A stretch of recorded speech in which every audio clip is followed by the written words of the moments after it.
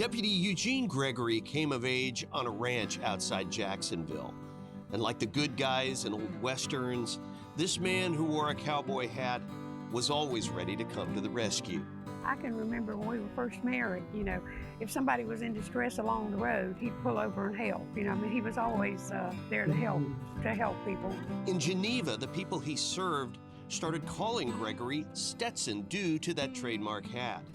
His son Gene says not all of his co-workers were fans of the cowboy look. Had a deputy tell my dad one time, if the sheriff starts making all of us wear those stupid hats because you're wearing yours. A disciplinarian at home, Gene Gregory also had a good sense of humor.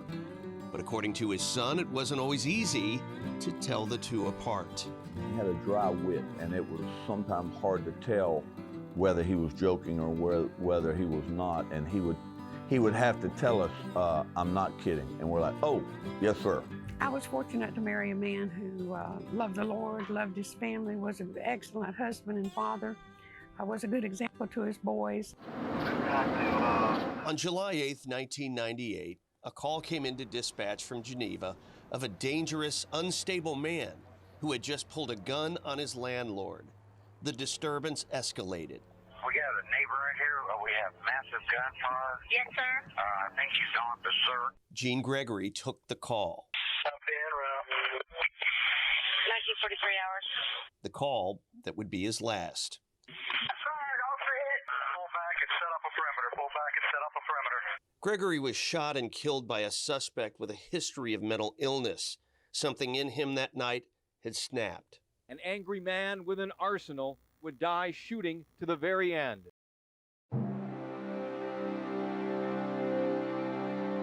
It was only after his death that Gene Gregory's family learned from citizens he served the full extent of the things he'd done, big and small, to make a positive impact on their lives. He wasn't trying to get attention. He didn't want the attaboys or the accolades. He didn't want the fuss.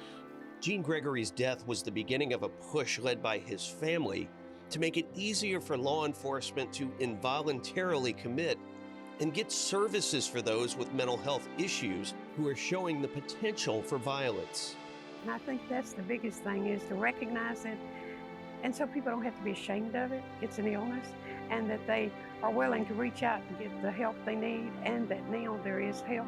Inspiration to reform Florida's Baker Act came as a result of this tragedy and still remains on the books and the laws today.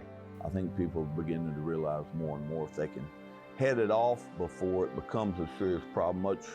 Much better to prevent it than to deal with the aftermath later on. Today, memorials like the Eugene Gregory Youth Academy are a living tribute to the good guy in the cowboy hat. Two of his sons chose a career in law enforcement. His son Gene became a pastor to minister to those still in harm's way. I'll see a deputy on the side of the road. I'll sometimes stop and ask if I can pray with them. Just letting them know we're here, we're praying, and we'll know we're all on the same team and we got their back. A son following his father's call to serve in spirit. For him, that's what being a law enforcement officer was. It was being able to make a living helping people.